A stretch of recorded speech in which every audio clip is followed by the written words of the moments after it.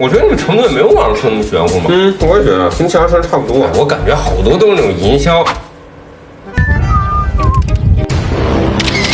看啊，走啊！不是，你看啊！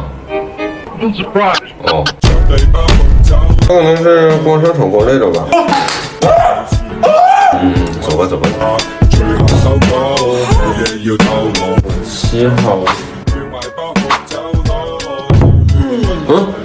你看这个啥呢？咋了，师傅？还能咋子？撞起了噻！撞了，严重吗，师傅？凶哦，翻了都。哦，这没事，我看见他了。